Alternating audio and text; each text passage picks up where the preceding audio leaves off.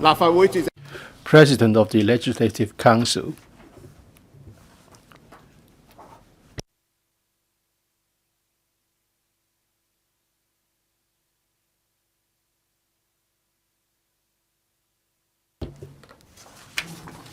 Government Bill, first reading. Appropriation Bill 2020, second reading. Financial Secretary. Mr. President, honorable members and fellow citizens, good morning. I move that the Appropriation Bill 2020 be read a second time. 2019 was an unsettling year, fraught with obstacles and an unforgettable one for all Hong Kong people. Early last year, we had already foreseen that our economy would be subject to considerable uncertainties due to the US-China trade conflict and other external factors. However, no one could have predicted that the social incidents would break out in the middle of the year, which not only hit our economy, but also broke our hearts. Before we could sort things out, there was an unexpected outbreak of the novel coronavirus disease. Preventing and fighting against the epidemic, as well as deploying resources to alleviate the pressure on enterprises and the general public are our top priority. Last week, we established the $30 billion anti-epidemic fund to relieve the burden on those industries and employees in the eye of the storm. In preparing this budget, I put the focus on supporting enterprises, safeguarding jobs, stimulating the economy, and relieving people's burden. I'm well aware that financial resources alone are not enough to tackle the challenges we are facing. However, making good use of fiscal reserves to support enterprises and relieve people's hardship is certainly in line with our people's expectations towards the government under the current difficult environment. Therefore, I've decided to implement counter-cyclical measures of a massive scale involving above $120 billion so as to meet the public's expectations as far as possible. Although a record high deficit is envisaged in next year's budget, I believe that only with such a budget can we help our economy, our community and local enterprises ride out their difficulties. I'll go into more details about this in the ensuing paragraphs. The economic situation in 2019. The external environment was exceptionally austere in 2019. Confronted by the slowdown in growth across most economies and US-China trade conflict, Hong Kong's total exports of goods fell by 4.7% in real terms for the year as a whole. Hit by the violent social incidents, export of travel services plunged and led to a fall of 10.4% in exports of services for 2019 as a whole, the largest annual decline on record. On domestic demand, private consumption expenditure began to weaken in the first half of 2019 and deteriorated abruptly in the second half of the year, resulting in a decline of 1.1% in real terms for the year. Investment expenditure fell by 12.3% in real terms and subdued business confidence. Hong Kong's economy was already quite weak in the first half of 2019. Dragged by a host of headwinds, the economy entered recession in the third quarter and contracted by 1.2%. For the year as a whole, the first annual decline since the Great Recession of 2009. As the economic situation worsened, the labor market gradually slackened. The seasonally adjusted unemployment rate went up from 2.8% in the second quarter of 2019 to the latest 3.4%, the highest in more than 3 years. Employment situations in many sectors came under pressure. The unemployment rate of the retail, accommodation, and food services sectors as a whole rose to a 3-year high of 5.2%. The unemployment rate of the food and beverage services sector even rose sharply to 6.1%, the highest in 8 years, and its underemployment rate also went up substantially. Besides, household incomes began to weaken in the second half of 2019. Overall price pressures remain largely moderate. However, consumer price inflation went up in the second half of 2019, mainly reflecting the sharp increase in prices of basic foodstuffs amid the reduced supply of fresh pork. Netting out the effects of the government's one-off relief measures, the underlying inflation rate was 3% for 2019, up 0.4 percentage point from 2018. Economic outlook for 2020 and medium-term outlook. Entering 2020, the rapid spread of the novel coronavirus has dealt a severe blow to economic activities and sentiment in Hong Kong. The tourism and consumption-related sectors, already hard hit by the social unrest, are suffering from a more serious setback and entering a harsh winter. Although the impact of the epidemic on our economy in the near term could possibly be greater than that of the SARS outbreak in 2003, and the labor market is also subject to significant pressure, Hong Kong's economic fundamentals remain solid, and therefore our core competitiveness will not be shaken. The economy of Hong Kong should be able to recover once the epidemic is over. On the mainland, while its economy shows some deceleration, it still recorded a solid growth of 6.1% for 2019 as a whole. Regarding economic outlook for this year, the U.S.-China trade relations remain complex and constantly evolving, and the near-term economic performance is also facing notable downward pressure from the novel coronavirus epidemic. Nonetheless, economic fundamentals of the mainland are solid, and there are adequate policy tools to maintain macroeconomic stability. Once the epidemic is over, the growth of the mainland economy is expected to continue to outpace that of other major economies. On the external front, the global economy is still struggling, and the growth momentum of many advanced economies remains feeble.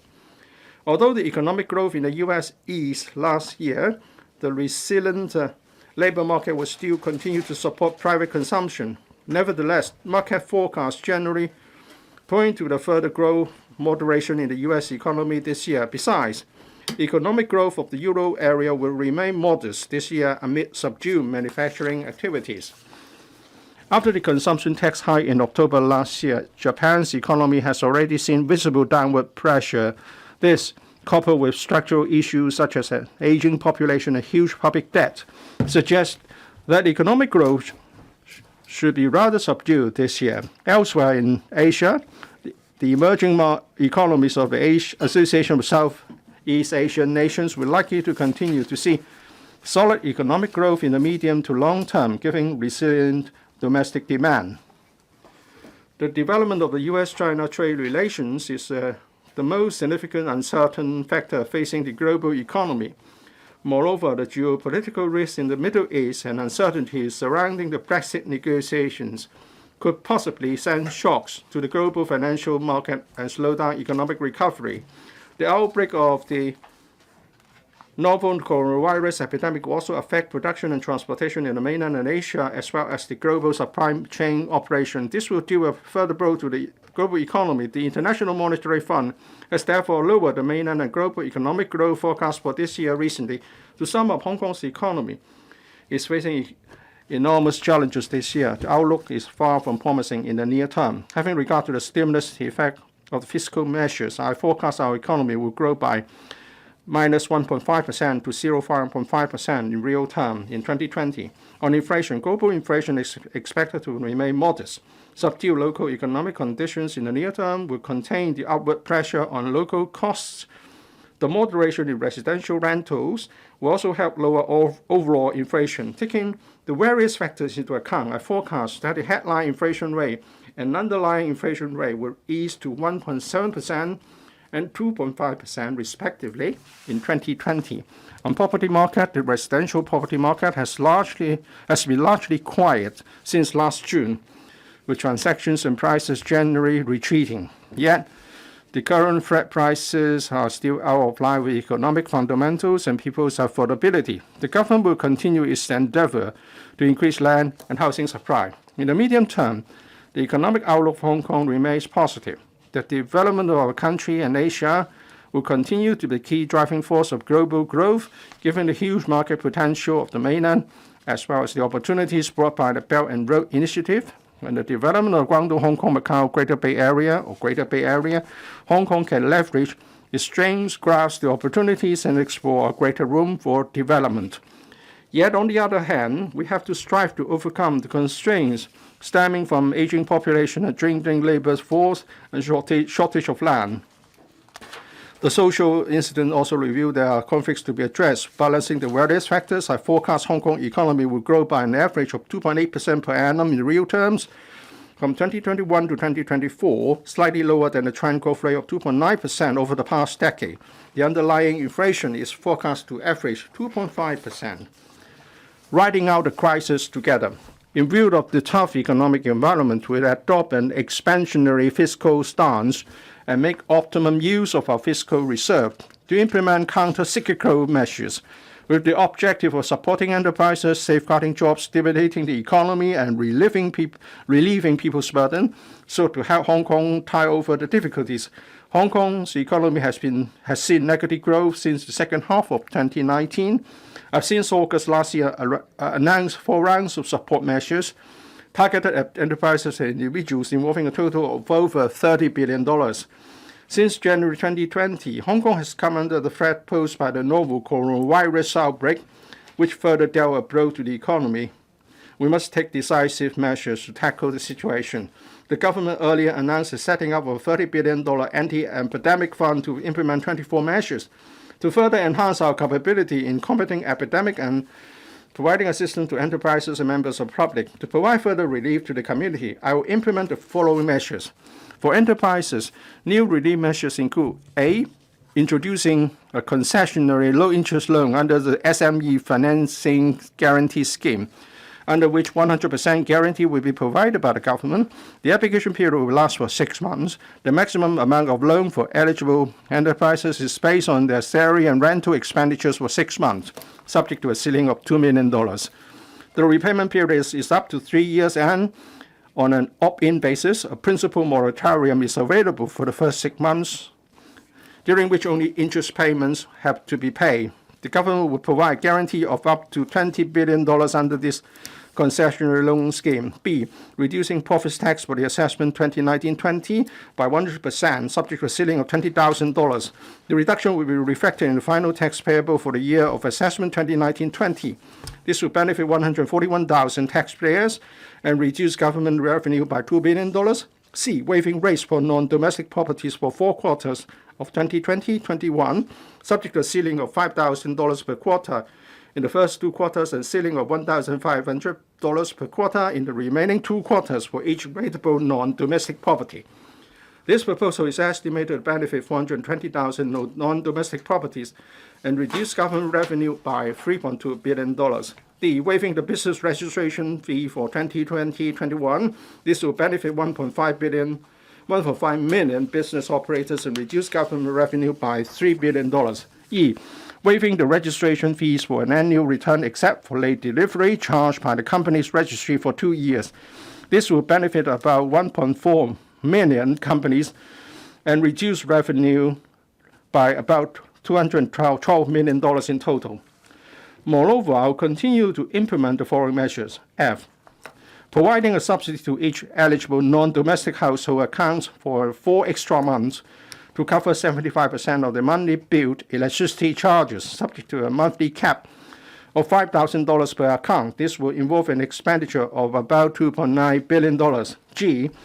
Waiving 75% of water and sewage charges payable by non-domestic households for 4 extra months, subject to a monthly cap of $20,000 and $12,500 respectively per household. This will reduce government revenue by $340 million. H. Providing a new round of rental subsidy for 6 months to local recycling enterprises. This will involve an expenditure of about $100 million. Reducing rental by 50% for another 6 months for eligible tenants of government properties, government land, and eco park. This will reduce government revenue by $573 million. Reducing rental and fees by 50% for another 6 months for eligible operators and properties covered by short-term waivers. This will reduce the government revenue by $265 million. Providing high-rise of civic centers under the Leisure and Cultural Services Department with a 50% reduction of hire charges for another 6 months. This will reduce government revenue by $23 million.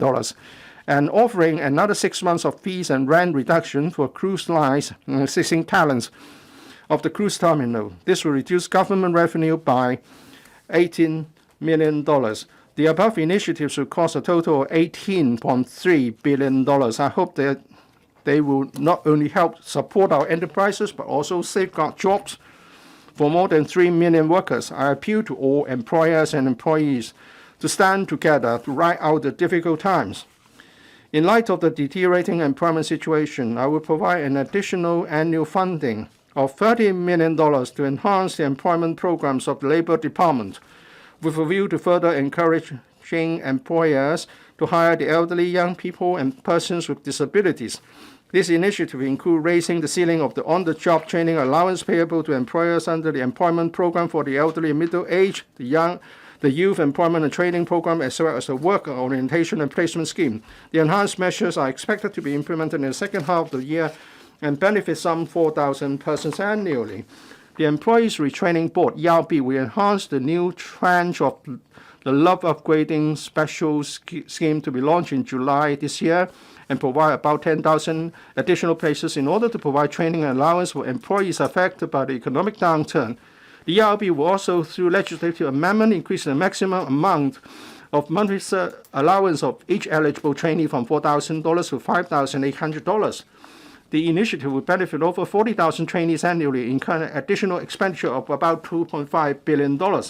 The Construction Industry Council, CIC, will draw $200 million from its levy income to provide 6,000 eligible small and medium-sized contractors and registered subcontractors, with a financial subsidy capped at $20,000 each.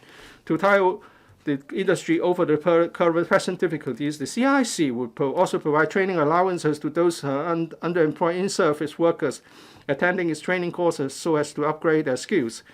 In view of the deteriorating economic and employment conditions as a result of novel coronavirus epidemic, the government will provide a one-off special allowance of about 200,000 eligible low-income households under the Anti-Epidemic Fund, relieving people's burden. I also introduce a following measure to ease the financial burden of the public. A. Reducing salary tax and tax under personal assessment for the year of assessment 2019-20 by 100%, subject to a ceiling of $20,000. The reduction will be reflected in the final tax payable for the year of assessment 2019-20. This will benefit 1.95 million taxpayers and reduce government revenue by $18.8 billion. B. Waiving rates in respect of residential properties for 4 quarters of 2020-21, subject to a ceiling of $1,500 per quarter for each rateable property. This proposal is estimated to involve 2.93 million domestic properties and reduce government revenue by $13.3 billion. C. Providing the extra allowance to eligible Social Security recipients equal to 1 month of the standard rate comprehensive Social Security assistance payments, OH allowance, OH living allowance, and disability allowance. Similar arrangement will be applied to recipients of the work incentive transport subsidy. This will involve an expenditure of about $4.225 billion. D. Paying a 1 month's rent for lower-income tenants living in public house rental units of the Housing Authority and Hong Kong Housing Society, involving an expenditure of about $1.829 billion. And E. Paying the examination fee for school candidates sitting for the 2021 Hong Kong Diploma Secondary Education Examination, involving an expenditure of about $150 million cash payout. The social incidents in the past months and the novel coronavirus epidemic has dealt a heavy blow to Hong Kong's economy. In the face of an economic downturn, we expect a decline in government revenue in the coming year. The government must exercise fiscal prudence to ensure healthy public finance. That said, I believe that Hong Kong should also be do a bit more on outstanding the fiscal deficit when we are facing an economic setback and overwhelmed by heavy atmosphere. After careful consideration, I've decided to disburse $10,000 to each Hong Kong permanent resident aged 18 or above, with a view to encouraging and boosting local consumption on the one hand and relieving people's financial burden on the other. This measure, which will involve an expenditure of about $71 billion, is expected to benefit about 7 million people. The government will announce the detail of the scheme as soon as possible after obtaining the funding approval from LegCo. I have to emphasize that although the cash payout scheme involves a huge sum of public money, it is an exceptional measure taken in the light of the current unique situation and will not therefore impose a burden on the long-term fiscal position. I consider that with ample fiscal reserve, the government has to increase public expenditure amid an economic downturn to stimulate the economy right out the difficult time with members of the public. Fight the epidemic. Currently, the most pressing task for the government are to control the epidemic and stabilize our economy. On epidemic prevention and control, the government is proactively sourcing anti-epidemic supplies worldwide while stabilizing and facilitating local production of these supplies to meet part of the demand. The anti-epidemic fund will also help strengthen such efforts. I will also provide sufficient financial support for the Housing Authority and the Department of Health in combating the epidemic. We should plan ahead to enhance the capability of our healthcare system in preventing and treating infectious diseases, such as building additional medical and quarantine facilities, increasing our stock of medical supplies, as well as strengthening scientific research on infectious disease prevention and control, pathology, and medication. At the same time, we should also pay more attention to environmental hygiene so as to reduce the risk of infectious diseases spreading in the community. I will provide resource support on this front. In my last two budgets, I announced, among others, the second 10-year hospital development plan, enhancement of healthcare manpower training, expediting the upgrading and acquisition of medical equipment, introduction of advanced medical devices for treating cancer and other diseases requiring specialties, services, expansion of the scope of HA drug formulary, establishment of a public healthcare stabilization fund, development of Chinese medicine services, and promotion of primary healthcare services. In sum, I devoted substantial resources to healthcare and public health services. In 2016, the government proposed the first 10-year hospital development plan and earmarked $200 billion for its implementation. Various projects are underway. The whole project is expected to provide a total of over 6,000 additional beds and more than 90 operating theaters. The HA is actively taking forward the planning of the second 10-year hospital development program. It's expected that the provision of over 9,000 additional beds and other new hospital facilities can meet the projected service demand up to 2036. Around $180 million have been allocated to the University of Hong Kong, the Chinese University of Hong Kong, and Hong Kong Polytechnic University in 2018-19 for carrying out short-term renovation works, enhancing facilities, and strengthening professional healthcare training. Furthermore, the DH will renovate its clinics in phases. Given the surge in demand for public hospital services in recent years, it's our top priority to provide sufficient manpower. The HA has established a task force on sustainability in December 2019 to focus on reviewing, among other things, strategy for retaining staff. The three major proposals have been put forward as follows. A, the HA will enhance the special retired and rehire scheme to encourage experienced doctors to continue their service on contract terms in the HA after retirement until 65. B, the HA will consider creating opportunity for around 200 associate consultants to be promoted to consultants within the next 5 years so as to retain experienced medical personnel. And C, the HA will provide registered nurses who have attained specialty qualification with additional allowance so as to retain manpower and encourage their continuing professional development in nursing. It is estimated that the additional expenditure for the above three initiatives will increase substantially by 6.5 times from around $160 million in 2021-22 to around $1.2 billion in 2025-26. The government has already committed resources on this fund. The HA will continue to look into other possible proposals for retaining manpower. In the coming year, the government will continue to increase the recurrent funding for the HA by $3 billion, having regard to population growth and demographic changes. An additional funding of about $600 million will also be provided to HA for increasing manpower to implement the new measures and enhance existing services. Overall, total recurrent funding of $75 billion will be provided to the HA in 2020-21, representing an increase of 35% over the provision of $55.6 billion in 2017-18. On the other hand, the government will continue to allocate resources to promote district-based primary health care services, with a view on enhancing the public capability in self-health management and providing community support for chronic patients. The first district health center, DHC, in Hong Kong was set up in Kwai Ching District last year. The government plans to set up DHCs in 6 other districts in coming 2 years, have earmarked $650 million for meeting their recurrent expenditure. For the remaining 11 districts where DHCs have yet to be set up, I will allocate $600 million to subsidize the setting up of smaller interim DHC express by non-government organizations, NGOs. The government has incorporated Chinese medicine into Hong Kong's healthcare system and increased the provision of recurrent resources to provide the public with more desirable and subsidized CM services. The Food and Health Bureau, FHB, is undergoing the open tender process in identifying an operator for the first Chinese medicine hospital in Hong Kong and intends to launch the tender process for the construction of the works later this year. On the other hand, the FHB have established in 2019 a dedicated fund with $500 million for promoting Chinese medicine development in Hong Kong. Since in operation in less than a year, the fund has approved a total of about $10 million to provide funding for the CM's Chinese medicine sector to nurture talent, conduct research and studies, and promote Chinese medicine. And the social incidents at novel coronavirus epidemic have affected the mental health of many people in Hong Kong. I will allocate sufficient resources to the THB, the Labour and Welfare Bureau, and the Education Bureau for providing appropriate support to people suffering from mental distress. Developing a diversified economy. Financial services, tourism, trading, and logistics, business and professional services are the pillars of Hong Kong's economy. Apart from strengthening the industries with competitive edges, I see the need to identify new growth engines by actively developing emerging industries. This will not only broaden the foundation of our economy, but also provide diversified and quality employment opportunities for young people to unleash their potential.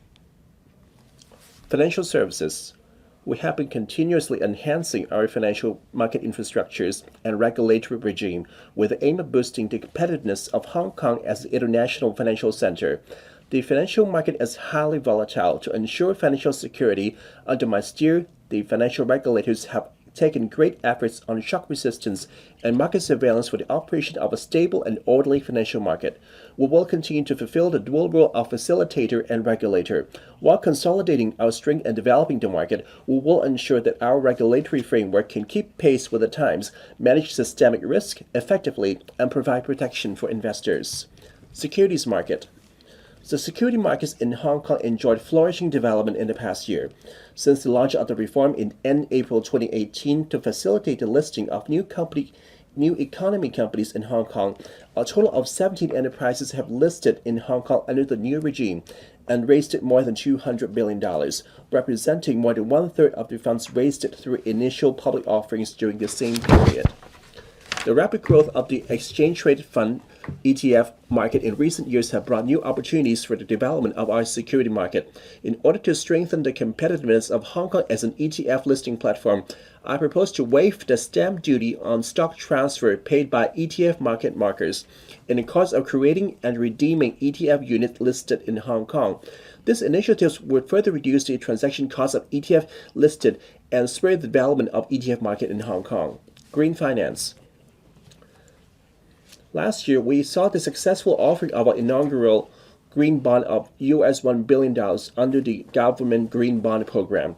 The issuance was well received by investors worldwide and set an important new benchmark for potential issuers in Hong Kong and the region. We plan to issue green bonds totaling $66 billion within the next 5 years. Having regard to the market situation, this will further consolidate and develop Hong Kong's position as a premier green hub in the region. Retail bond market. In view of the 3 rounds of interest rate cuts in the US last year and the low interest rates prevailing in Europe and Japan, I expect the global low interest rate environment to persist for a long time. Given the past issuance of inflation-linked retail bonds, I-bond were generally well received, we plan to launch a further issuance of I-bond this year to promote the further development of the retail bond market. We will also continue to issue silver bonds to provide Hong Kong residents aged 65 or above with more appropriate investment products, and to encourage the financial sector to continue to develop the silver market. Depending on the market situation, the issuance size of 2 types of bonds above will not be less than $13 billion. The Hong Kong Monetary Authority will announce the details in due course. Public annuities. On retirement financial planning, the government launched the Hong Kong Mortgage Corporation Limited (HKMC) annuity plan in 2018 to assist the elderly in turning their assets into a lifelong stable cash flow. Over the past 2 years, the public and the retirees have raised their awareness of life annuity. This gives new impetus to the annuity market. and it will lower the minimum entry age of the HKMC annuity plan from 65 to 60, so as to facilitate the early participation by those in need. The HKMC Annuity Limited will announce the details as soon as possible. Fixed-rate mortgage loans. To provide home buyers with more loan options and reduce the risk of interest rate volatility, the HKMC will launch a pilot scheme to offer through banked fixed-rate mortgage loans, with interest rates of 2.75, 2.85, and 2.95% per annum for periods of 10, 15, and 20 years respectively, capped at a ceiling of $10 million per loan transaction. The total loan amount under the scheme is $1 billion, subject to review based on market response. Asset and Wealth Management. Hong Kong is an international asset and wealth management center.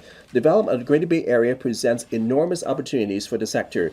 To attract more funds in Hong Kong, we have been making full effort in introducing new fund structure, including the preparation of new legislation on the establishment of a limited partnerships regime that meets the operational needs of funds, so as to encourage the setting up of private equity funds in Hong Kong. Promoting development of private equity funds in Hong Kong will not only draw in capital, talent, and expertise for a large number of business entities, technology companies, and startups, but has also driven demand for related professional services such as management, accounting, and law, while creating business opportunities in the service industry, including conference and exhibition, hotel, and tourism. With a view of attracting more private equity funds to domicile and operate in Hong Kong, we plan to provide tax concessions for carried interests issued by private equity funds operating in Hong Kong, subject to fulfillment of certain conditions. We will consult the industry on the proposal, and the relevant arrangement will be applicable starting from 2020 to 21 upon the completion of the legislative exercise. Comprehensive regulation. The Financial Action Task Force, FATF, an international regulatory body, completed a comprehensive evaluation of Hong Kong's anti-money laundering and counter-terrorist financing (AML-CTF) regime in mid-2019. Hong Kong is the first jurisdiction in the Asia-Pacific region having successfully passed the FATF assessment. The government would further enhance the Hong Kong AML-CTF regime having regard to the recommendations of the evaluation report, and considering incorporating virtual asset service providers and dealers in precious metals, stones, and jewelry into the AML-CTF regulatory framework. We plan to consult the public on the detailed proposals this year. Furthermore, we'll continue to implement the latest international standards on banking regulations as promulgated by the Bahel Committee on Banking Supervision, with the view of safeguarding the financial stability of Hong Kong.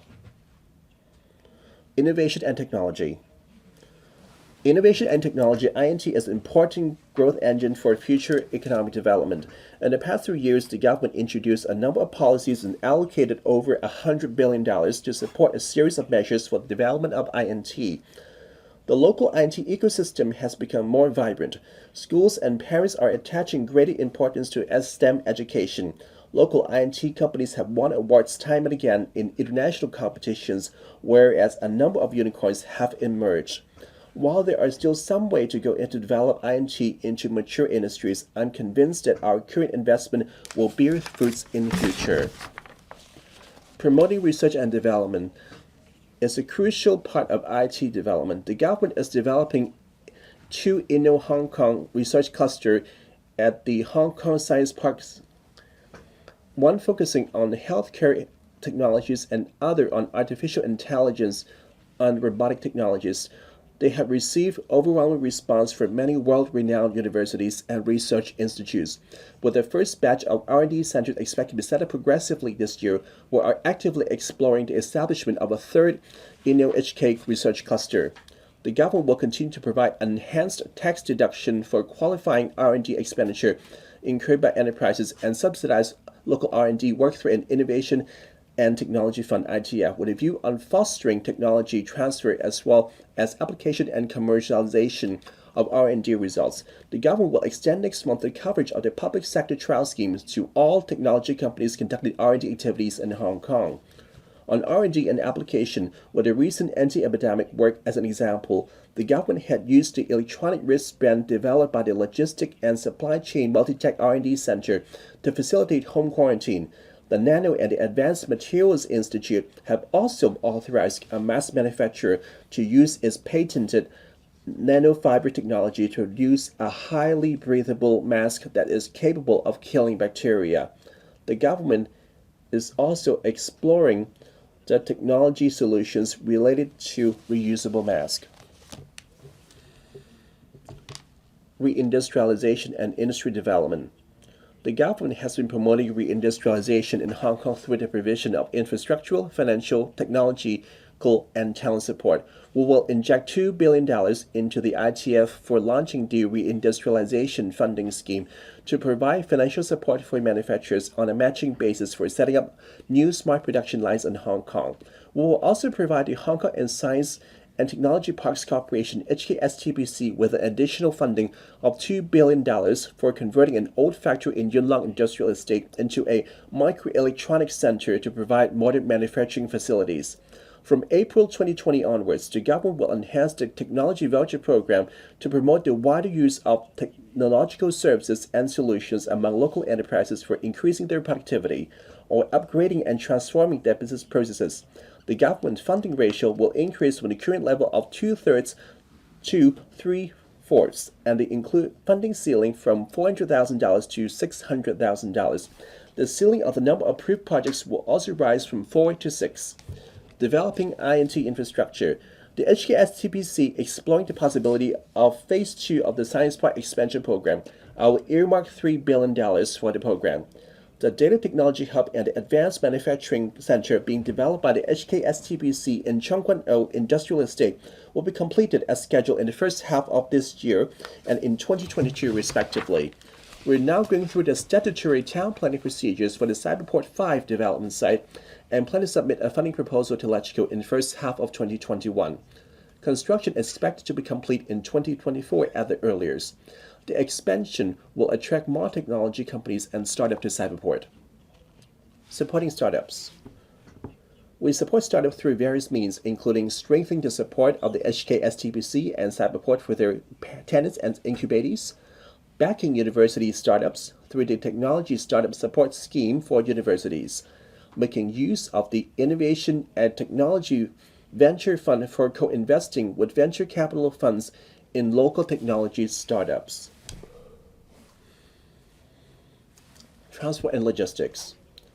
We'll continue to promote development of transportation and logistics services and harness the opportunities brought about by the Belt and Road initiatives and development of the Greater Bay Area, so as to consolidate Hong Kong's position as an international and regional aviation, maritime, and logistics hub.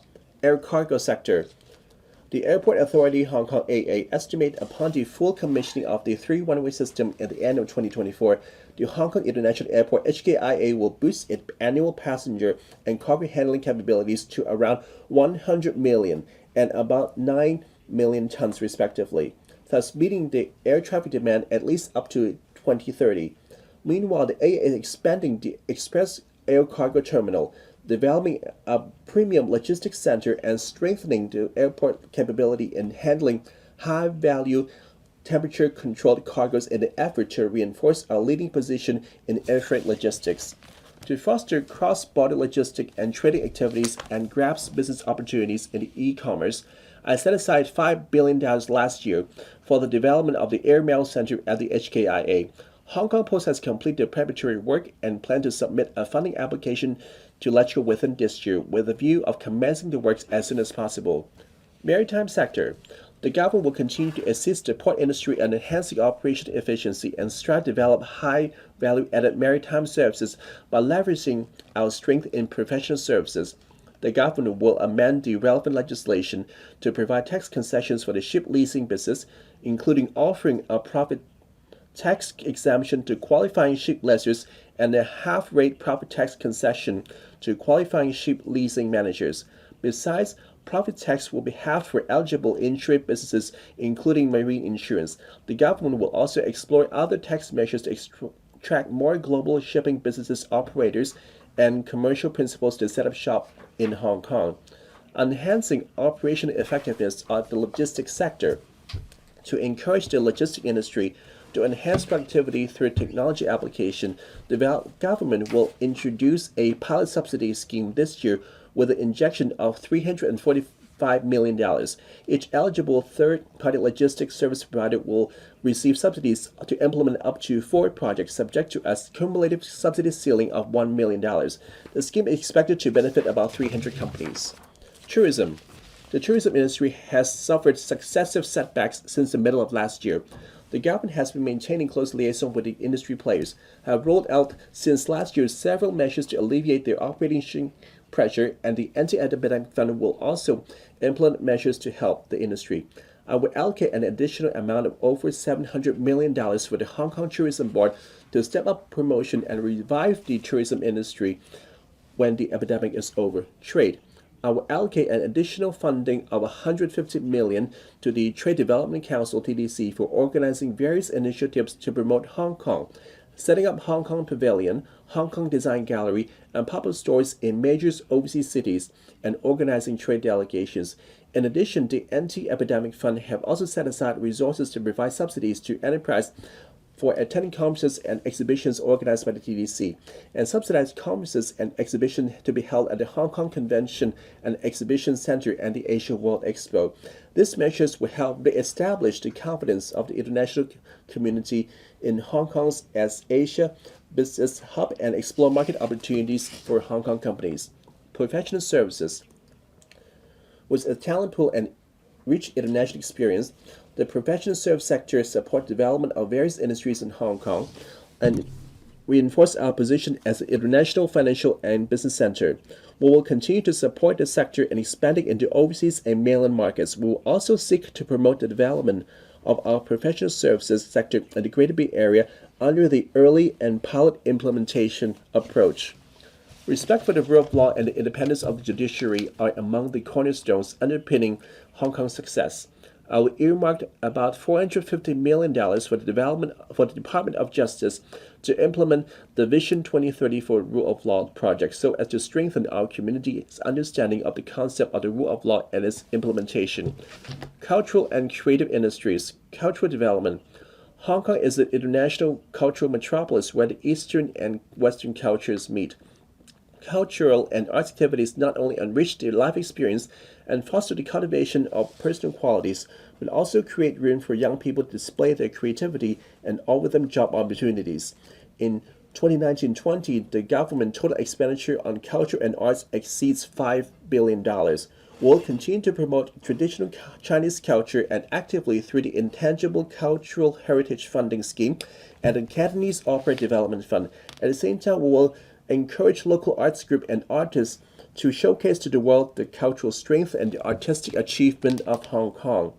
Promoting diversity in cultural and arts developments require the joint support of the community and business sector. I will allocate an additional $900 million to the Arts Development Matching Grant Scheme this year to further promote sponsorship of culture and arts. Cultural facilities. The West Kowloon Cultural District is one of the largest cultural projects in the world, with the Sea Center and the Free Space already commissioned in 2019.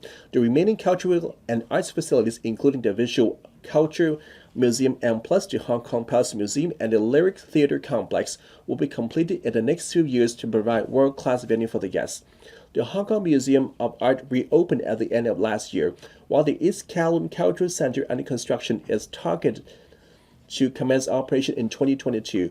We are also actively planning for the construction of a number of new cultural facilities and the expansion of the renovation of existing facilities. Creative industries. The government has allocated $1 billion each to create smart initiatives and the Film Development Fund in the past 2 financial years, more than doubling the total amount of resources allocated in the preceding years. In the coming year, we'll focus on helping industries explore the mainland and overseas markets. On film, we will enhance cooperation with countries in Southeast Asia in a more proactive manner. Last November, Hong Kong signed a memorandum of understanding with Thailand, facilitating cooperation between the creative sectors of both sides. The agreement concerning amendment to the mainland and the Hong Kong Closer Economic Partnership Agreement arrangement on trade and services announced earlier will also facilitate entry of the local film, television, and print industry into the mainland market. Nurturing talent, human capital is a valuable asset for our society. Provide young people with more opportunities to broaden their horizons and apply their knowledge. The government-relevant organizations have provided training, internship schemes, subsidies, etc. for young people to develop their strengths in different areas. Innovation and technology, on INT. Last year, we extended funding period of the researcher program RP and postdoctoral hub and increased the allowance under the RP. So far, the two programs together have nurtured about 5,700 scientific research talent. We'll expand the two programs in March this year to cover all technology companies conducting R&D activities in Hong Kong. Moreover, we'll consolidate the two programs to provide more flexibility for engaging R&D talent. The government will also continue to implement the Reindustrialization and Technology Training Program, which provides subsidy to local enterprises for training their staff in high-end technologies. The program has so far benefited over 2,000 staff with a total funding of over $13 million. In January this year, we enhanced the Technology Talent Admission Scheme by doubling the technology areas covered by the scheme to 13. We have also extended its coverage to all companies engaging in the relevant R&D activities in Hong Kong, which will help them attract more technology talent. The government has been striving to promote STEM education with the aim of bringing new blood into the R&T industry. In the 2018-19 academic year, total student enrollments in STEM-related programs funded by the University Grants Committee exceeded 35,000, representing an increase of 16% over 5 years. I'll set aside $40 million to subsidize short-term internship for undergraduates and postgraduates taking STEM programs in local universities. International Aviation Training Hub. AA established the Hong Kong International Aviation Academy in 2016, which has since then provided the professional training program for over 68,000 participants. The academy is conducive to the development of Hong Kong as an international training base for aviation talent, maritime and aviation sectors. The government will continue to collaborate with the maritime and aviation sectors to enrich their talent pool through measures such as enhancing the ship repair training incentive scheme and the Maritime and Aviation Internship Scheme under the Maritime and Aviation Training Fund, as well as introducing a local vessel competency enhancement scheme. As at end of last year, over 8,400 students and in-service practitioners in the maritime and aviation sectors benefited from the fund. Construction industry. In my last budget, I proposed the allocation of $200 million for attracting young people to join the construction industry and step up training of workers. The CIC will take forward various initiatives subject to funding approval by the LegCo. The government will continue to lead the construction industry to implement Construction 2.0 for enhancing its capacity and promoting its continuous development by advocating innovation, professionalism, and revitalization. In July 2019, the Center of Excellence for Major Project Leaders was established to enhance the delivery capacity of project leaders in the government and the public sector. Arts Administration. To support the development of culture and arts in Hong Kong, I have allocated a total $216 million to the Arts Development Council and LCSD, providing about 700 placements for internship, scholarship, and on-the-job training. To strengthen the training of arts administrators, youth entrepreneurship, the government has earmarked $1 billion to support the work of the Youth Development Commission. Of this sum, the Commission has already expended $500 million to implement a range of new programs and measures, including injection of $300 million into the Youth Development Fund to support youth innovation and entrepreneurship and promote upward mobility.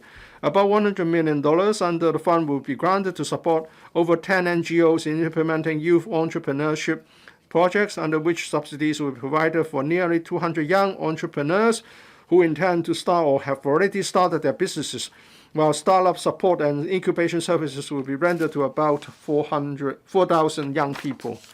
Provision of internship places. The government will offer more internship opportunities to students by substantially increasing the short-term internship places in 2020-21 to almost 5,000.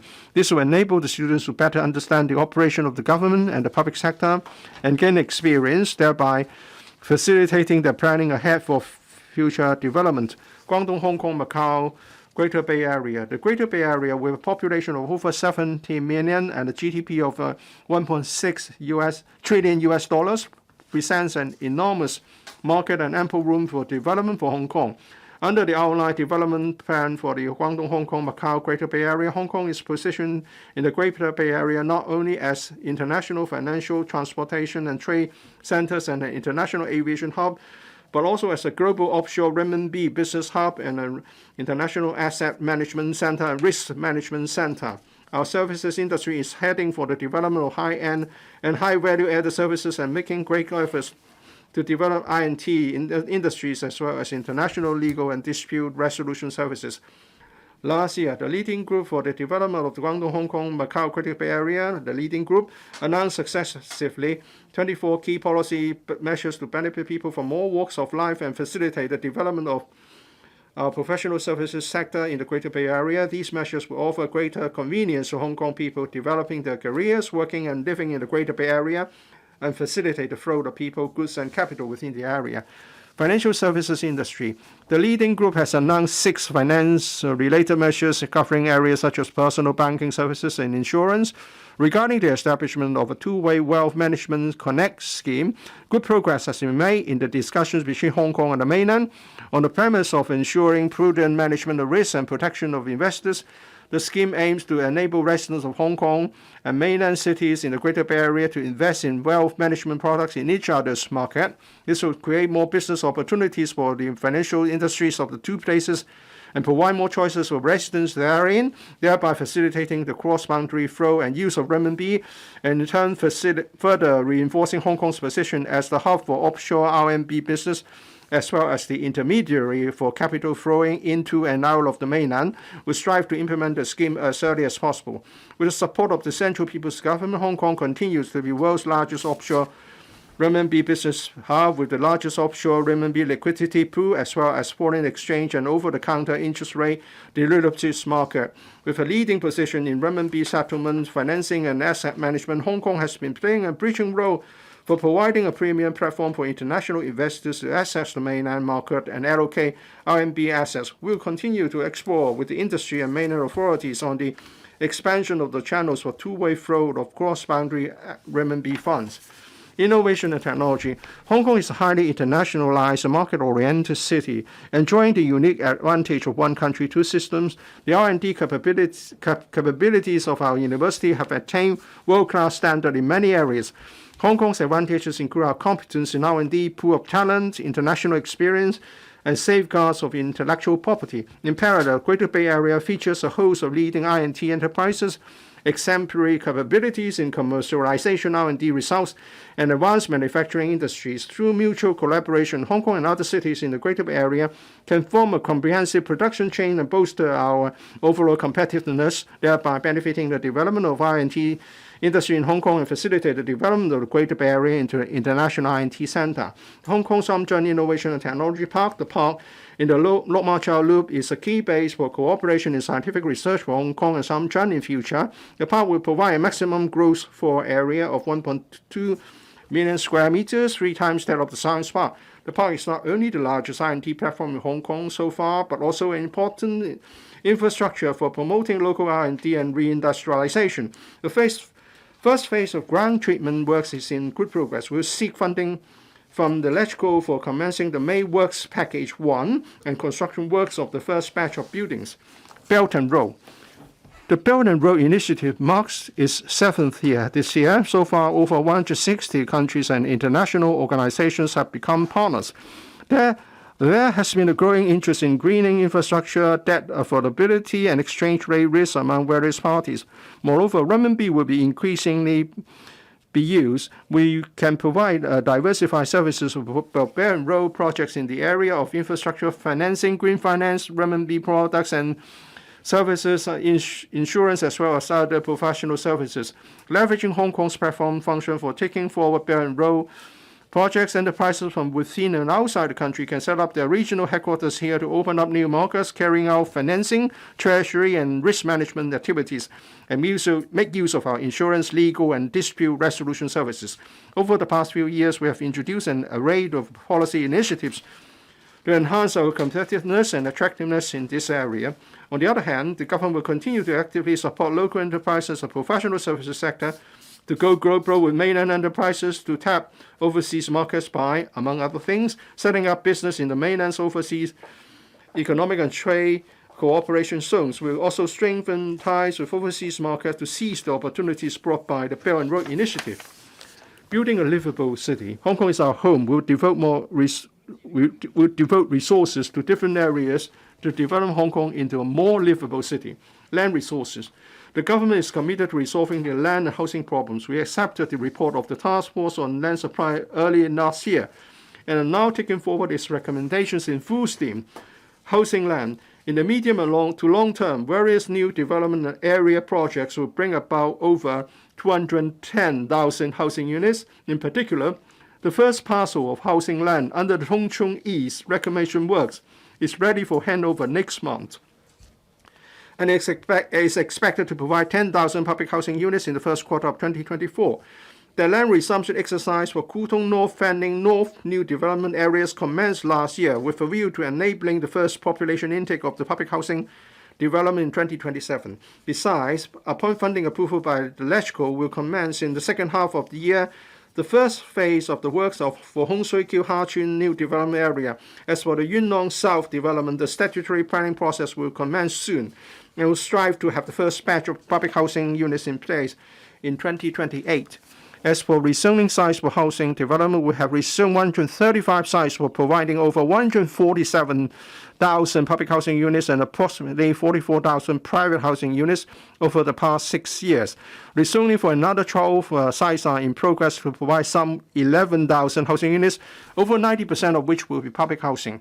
We will gradually commence the rezoning procedure for another 25 sites in the coming year, involving nearly 85,000 units, over 90% of which will be public housing.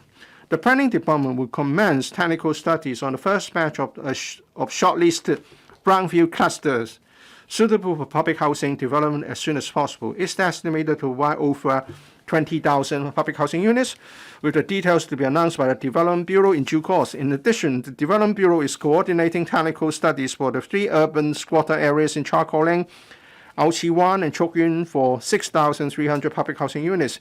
It would also examine the suitability of some 10 sites, which have been zoned for high-density housing development, but without any development plans due to various reasons for public housing development.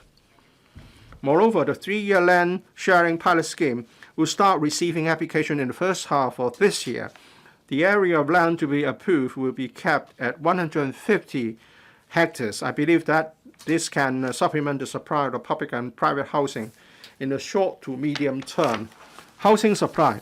According to the latest forecast, the total public housing production in the 5-year period from 2019-20 to 2023-24 is about 100,400 units, comprising about 74,400 public rental housing and green form subsidized home ownership scheme units and about 26,000 other subsidized sales units. On private housing, it's estimated that the private sector will, on average, complete about 19,600 private residential units annually from 2020 to 2024, an increase of about 25% over the annual average for the past 5 years.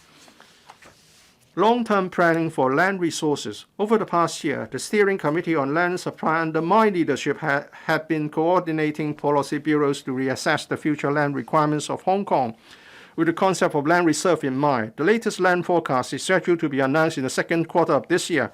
Will provide a blueprint of land search and creation for the government. Regarding the studies related to Lantau Tomorrow, the Development Bureau is seeking funding from the LegCo for carrying out engineering, planning, and financial assessments. The government will also strive to ensure early approval of the funding for conducting the combined study on the Long Kwu Tan reclamation and the replanning of Tuen Mun West, covering a total of approximately 440 hectares of land for industrial, residential, and other development uses. I'm aware that some members of the public are concerned about the construction of Lantau Tomorrow may impose a heavy burden on public finances. In this regard, the government has all along been implementing a stringent audit and monitoring mechanism for the approval of funding for public works and the use of public funds. We are confident in and capable of ensuring that the government can afford the expenditure on future works. Land supply. The 2020-21 land sale program comprised a total of 15 residential sites capable of providing about 7,500 residential units, together with railway property development projects and private development and redevelopment projects. The potential land supply for the whole year is expected to have a capacity of providing about 15,700 units. To meet the needs of economic development, the government will include 6 commercial sites in the land sale program, estimated to provide about 830,000 square meters of floor area. The Secretary for Development will shortly announce the detail of the land sale program for the next financial year. Environmental protection. Climate change has brought about global economic challenges, with extreme weather phenomena increasing in frequency and intensity. Hong Kong has been working towards the goal of the Paris Agreement. In Hong Kong's Climate Action Plan 2030 Plus, announced in 2017, the government set out the target to reduce Hong Kong's carbon intensity by 65% to 70% by 2030 against a 2005 baseline, i.e. an overall carbon emission reduction of 26% to 36%. Enhancing climate resilience will not only turn Hong Kong into a more livable city, but also contribute to our sustainable development. The Council for Sustainable Development has conducted a public engagement exercise on Hong Kong's long-term decarbonization strategy. It is analyzing the views collected to help the government formulate a long-term decarbonization strategy. Setting up the Green Tech Fund to promote the development of decarbonization and green technologies, expedite low-carbon transformation, and enhance environmental protection. I propose setting up a $200 million Green Tech Fund to support R&D and application of decarbonization and green technology, and the sharing of R&D findings. Promoting the use of electric vehicles. On promoting the use of electric vehicles, EVs, the government has offered tax concessions, provided subsidies for franchise bus companies for trials of single-deck electric buses, and enhanced the public EV charging network. The number of electric private vehicles in Hong Kong grew from 70 in 2010 to 13,600 last year, accounting for 2.1% of the total number of private cars. Such adoption rates come second to Beijing among major Asian cities. The government will update the Clean Air Plan to, among other things, examine the policy of further promoting the use of EVs. We will also formulate Hong Kong's first roadmap on the popularization of EVs.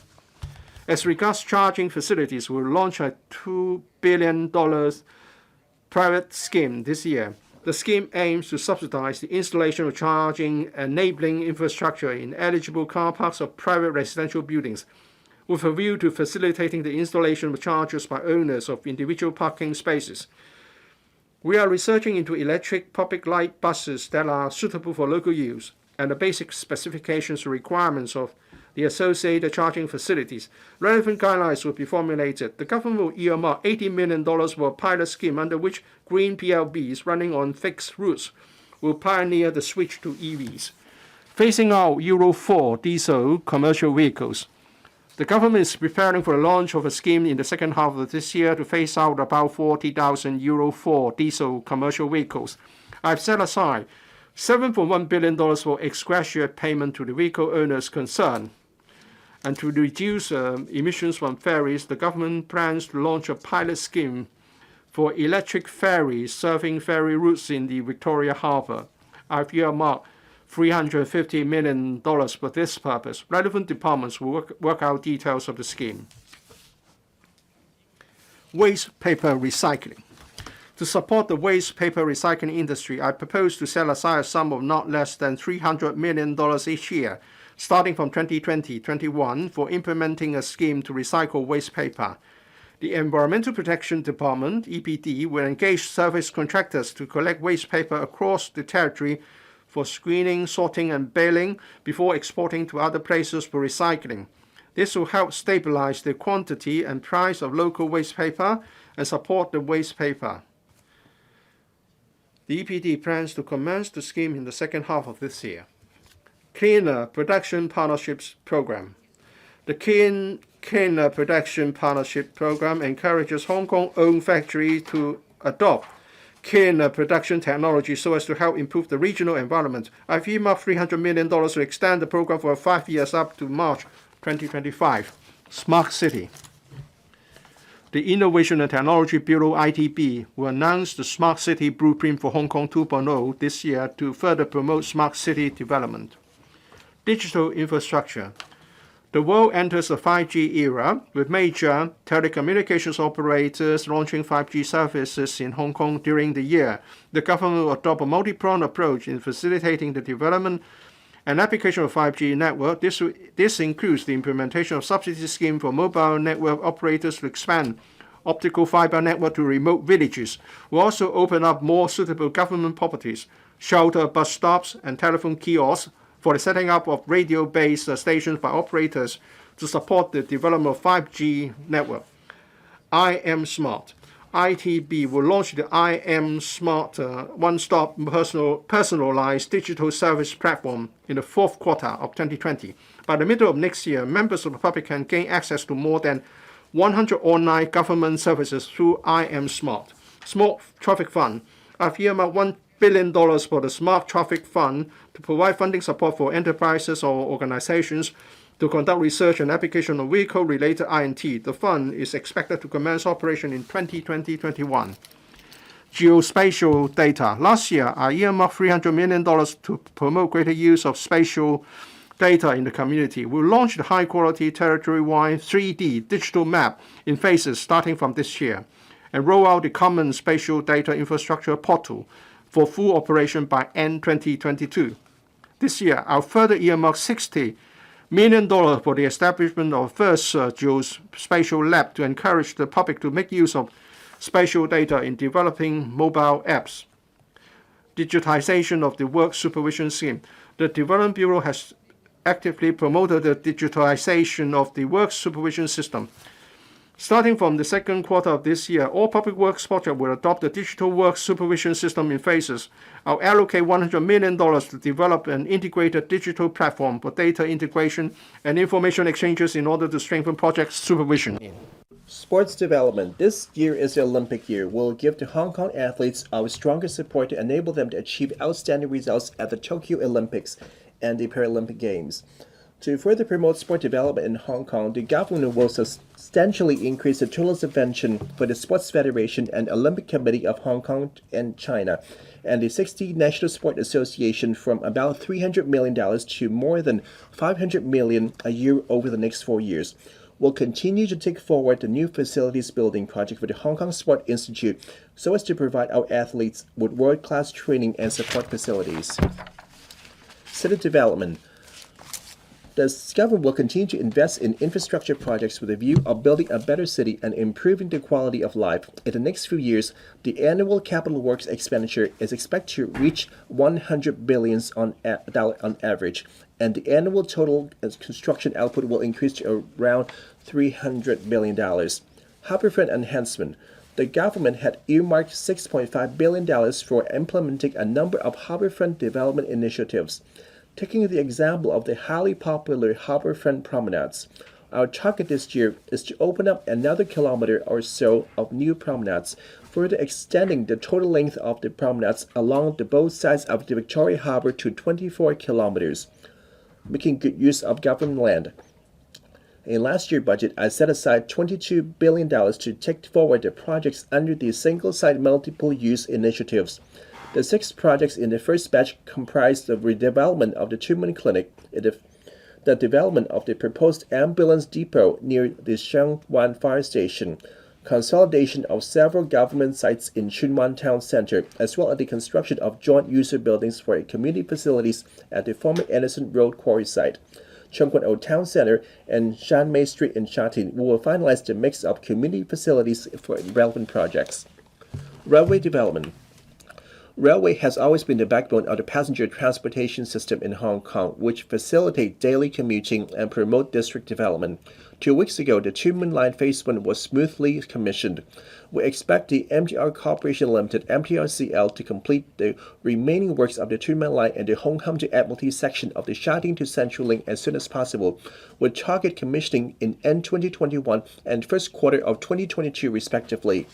We will progressively implement the new railway projects recommended under the New Railway Development Strategy 2014 and invite the MTRCL to commence detailed planning and design for the Tuen Mun Chung Line extension and Tuen Mun South Extension and the Northern Link in the coming year.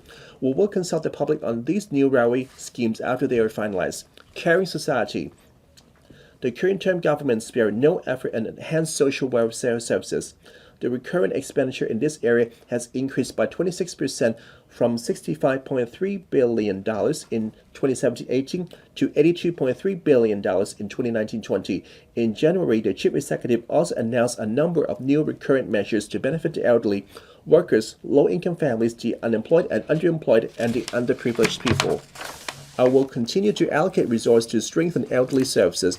A total of 3,000 additional home care service quotas will be provided for frail elderly persons in the 2 years, while an additional 1,000 community care service vouchers will be issued to elderly persons with moderate or severe impairment in 2020-21. The annual recurrent expenditure for 2021 will exceed $300 million. In addition, I will allocate an additional $75 million to subsidize elderly service units for providing soft meals for elderly persons with swallowing difficulties. As for child welfare, to enhance the service quality of the Neighborhood Support Child Care Project, the Social Welfare Department (SWD) has allocated an additional provision of about $24 million to enable service operators to under the project since January this year, enabling them to increase manpower to strengthen training for home-based child carers. For early identification of and the provision of assistance to pre-prime children and their families with welfare needs, the government allocated $990 million from the Lotteries Fund to provide social work services in phases in subsidized or aided child care centers, kindergartens, and kindergarten-cum child care centers for about 150,000 pre-primary children and their families. The first two phases have provided services to 485 eligible pre-primary institutions in total. The third phase will commence in August this year. Starting from 2020-21, I will provide additional funding to SWD-subvented NGOs operating day service units to meet the electricity costs for providing an air conditioning for their activity areas, involving an annual recurring expenditure of about $46 million. It is expected that over 1,100 subvented service units and more than 1 million service users will benefit from these initiatives. Revised estimates for 2019-20.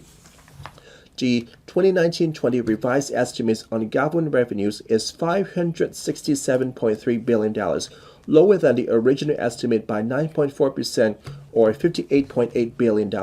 This is mainly because revenue from profit tax, salary tax, and stamp duties are lower than the original estimate by $53.4 billion. Revenue from profit tax and salary tax dropped substantially by $40.4 billion due to the economic conditions, enhanced tax concessions, and a deferred tax assessment cycle as compared with previous years. On the other hand, stamp duty revenue is $63 billion, $13 billion less than the original estimate, attributed to smaller than expected trading volumes brought about by adjustment in the property and stock markets over the year. As for government expenditure, the revised estimate is $611.4 billion, 0.6% or $3.6 billion higher than the original estimate.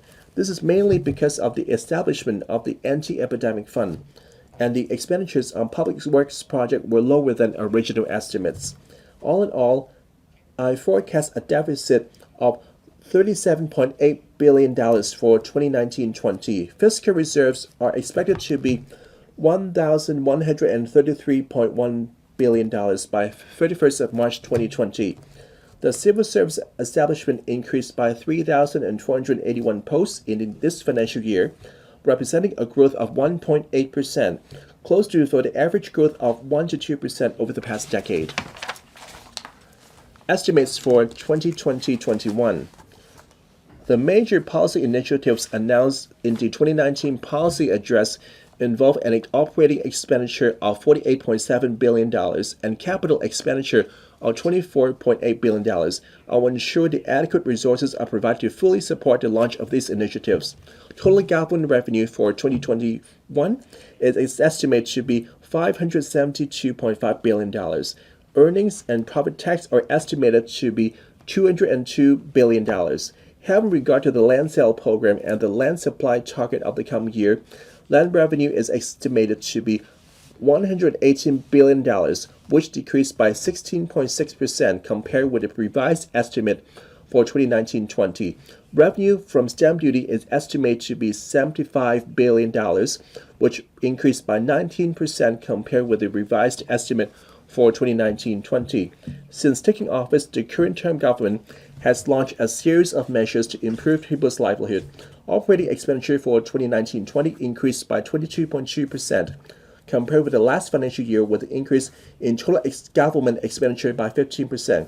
The operating expenditure for the new financial year will further increase by 16.9%, demonstrating the government's determination to stimulate the economy and ease people's burden. Public expenditure, which account for 23.2% of our GDP during the 5-year period up to 2024-25 in the medium range forecast. In 2020-21, the estimated recurrent expenditure on education, social welfare, and healthcare accounts for about 60% of government recurrent expenditure, together exceeding $280 billion. Recurrent expenditure in these three areas record a cumulative increase of 50% over the past 5 years. Will increase the manpower of various departments as appropriate in 2020-21. The civil service establishment is expected to expand by 6,082 posts to 197,085, representing a year-on-year increase of about 3.2%. The increase in manpower is to cope with additional workload and support for the implementation of new government policies and initiatives. Medium-range forecast. The medium-range forecast MRF projects mainly from a macro perspective the revenue and expenditure as well as financial position of the government. From 2021-22 to 2024-25, a real economic growth rate of 2.8% is adopted for the MRF, which is slightly lower than the previous trend.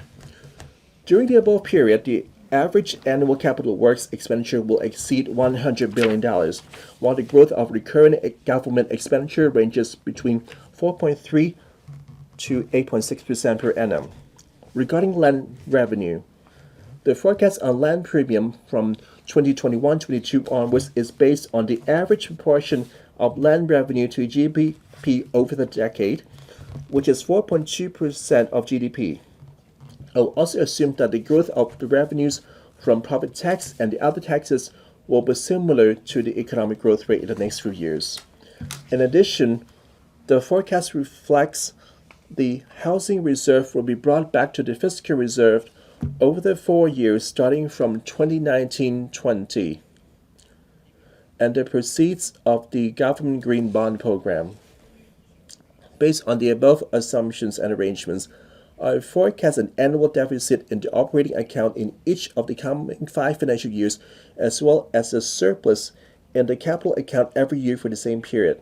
The estimated deficit in the operating account in 2020-21 is mainly due to the expenditure arising from the one-off relief measures announced in this budget and some of the relief announced last year. The subsequent forecast deficit in the operating account is attributed to a higher growth in recurrent expenditure than that of the revenue receipts. The above forecast has not taken into account the tax rebate and relief measures that the government may implement over those 4 years. Fiscal reserves are estimated at $937.1 billion by the end of March 2025, representing 26.5% of GDP, equivalent to 15 months of government expenditure. Public finance. The Hong Kong SAR government runs a fiscal deficit in 2019-20, the first time for Hong Kong over the past 15 years. I forecast a deficit for the next 5 years as well. The U.S.-China trade conflict and the violent incidents in Hong Kong significantly dampened our economic momentum. In the past 6 months, I have announced 4 rounds of relief measures costing over $30 billion. These measures, together with $30 billion anti-epidemic fund established in response to the recent novel coronavirus outbreak, resulted in a deficit of about $37.8 billion for 2019-20, which is about 1.3% of the GDP. Regarding 2020-21, take into account the impact of external economic environment and the epidemic. Hong Kong's economy is expected to be under contractionary pressure, with enterprises facing difficulties and unemployment rate on the rise. As such, this year's budget focuses on supporting enterprises, safeguarding jobs, stimulating the economy, and relieving people's burden. Measures for supporting the general public and enterprises, including the cash payout scheme, will be rolled out. Though confident in Hong Kong's fundamental strengths and long-term prospects, I must prudently assess the impact of the current situation on government revenue in the coming year. I thus forecast a decrease in tax and land revenue. Taking into account the launch of counter-cyclical fiscal measures on a much larger scale and a continued increase in recurring expenditure as I have just mentioned, I expect the fiscal deficit for next year will be $139.1 billion, accounting for 4.8% of GDP. Although the deficit will hit an all-time high, a closer look at the components shows that almost $120 billion of the deficit is related to the cash payout scheme and other one-off relief measures, which will not incur long-term financial commitments. Besides, the revenue for the same financial year will include $19.5 billion from the issuance of green bonds and $22 billion brought back from the housing reserve. Netting out the aforesaid revenue and the one-off expenditure, the deficit is about $59 billion, accounting for 2% of GDP. Our current fiscal reserve of about $1,100 billion enable us to roll out special measures amid the prevailing economic downturn, such as paying out cash. Such special measures and the ever-growing expenditure, however, would deplete our fiscal reserve. Take the 2020-21 financial year as an example. Our reserves, which are equivalent to 22 months of government expenditure at the beginning of the year, will drop to a level equivalent to 16 months of government expenditure at year-end. If we keep running a fiscal deficit, our reserves will eventually be used up. This is something which we do not want to see. Moreover, the government will have to draw on the fiscal reserve to meet the funding already earmarked for a number of large-scale projects. For example, the two 10-year hospital development plan amount to about $500 billion in total. It is worth noting that the operating account is projected to record a deficit for 5 consecutive years, as shown in the medium-range forecast. In the 4 financial years starting from 2021-22, there will be an annual deficit of about $50 billion in the operating account, and the overall deficit in the consolidating account will range between $7.4 billion and $17 billion. That said, the above forecast has not taken into account tax rebate and relief measures that the government may implement. The deficit are mainly caused by the fact that the government measures cannot keep up with a drastic increase in government expenditure, especially recurrent expenditure. Since reunification, recurrent expenditure increased from $150 billion to $440 billion recorded last year. It started to rise from $150 billion to $200 billion in the first decade after reunification, further increased to $300 billion over the following 7 years, i.e. in 2014-15, and to $400 billion after 4 years, i.e. in 2018-19. For this year, in 2019-20 alone, the recurrent expenditure shows a further increase of about $40 billion, and in the coming year, in 2020-21, it will be almost $500 billion. Such rapid growth is not sustainable. The significant rise in government expenditure over the years was for enhancing the services or increasing investment in various areas of the community, which were essential to catching up with the needs of the public. In the coming years, the government expenditure will enter a consolidation period. We will focus on the optimal use of resources to implement the committed initiatives in an orderly and effective manner so that the public will see the progressive improvements in public services and social infrastructure. As for the future increase in spending, we should be more mindful of the government's long-term affordability. It should also be commensurate with the increase in revenue. We need to maintain the growth and vibrancy of our economy and identify new areas of economic growth with the view of increasing our revenue, promoting social development, and coping with the challenges arising from the aging population and providing more quality employment opportunities. Besides, we may need to consider seeking new revenue sources or revising tax rates. The one-off relief measures may also have to be progressively reduced.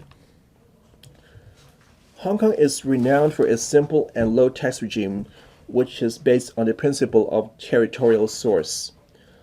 In recent years, we rolled out a number of tax concessions measures to promote investment in and the development of specific sectors.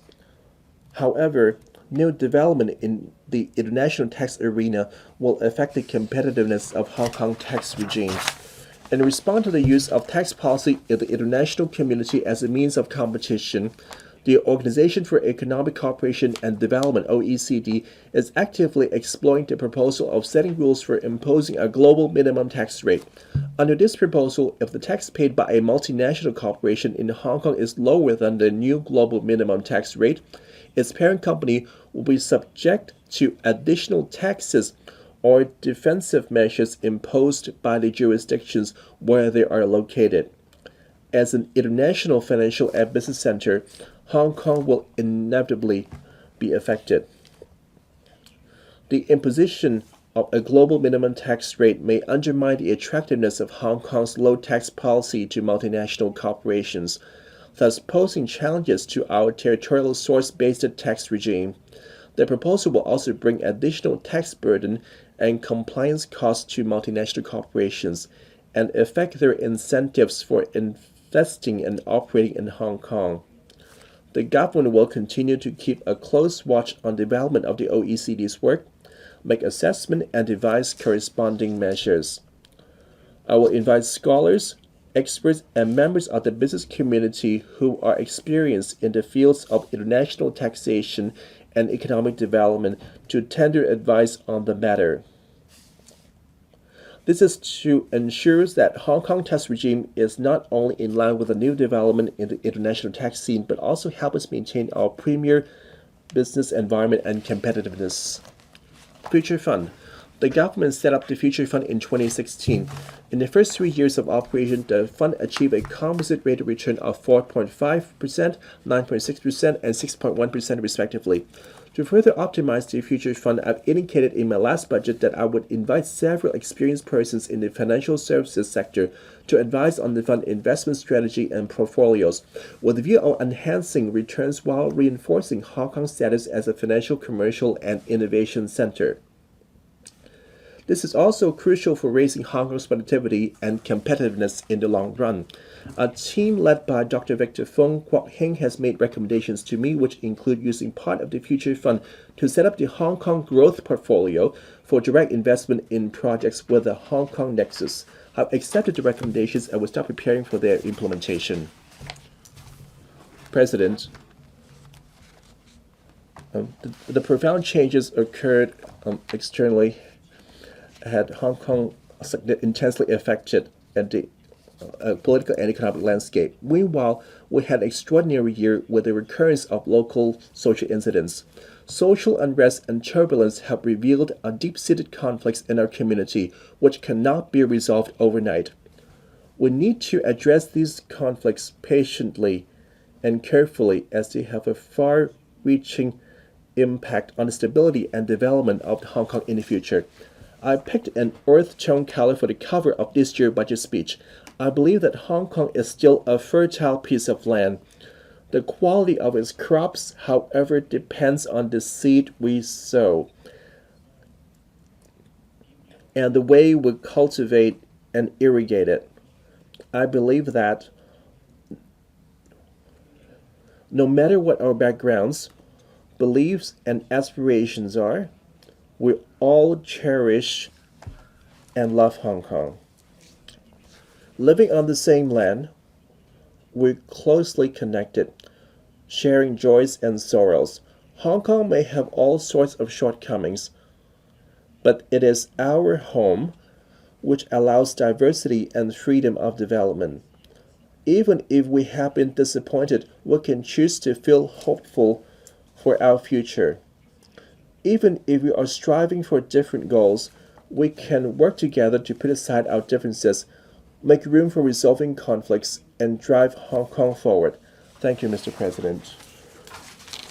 I now propose question to you that the aforesaid bill be read the second time. According to the rule of procedure, the second reading debate is adjourned and the estimates are referred to the Finance Committee for examination before the debate on the bill resumes. I now adjourn the Council. The Council is adjourned until 11 a.m. on Wednesday, 18th of March 2020.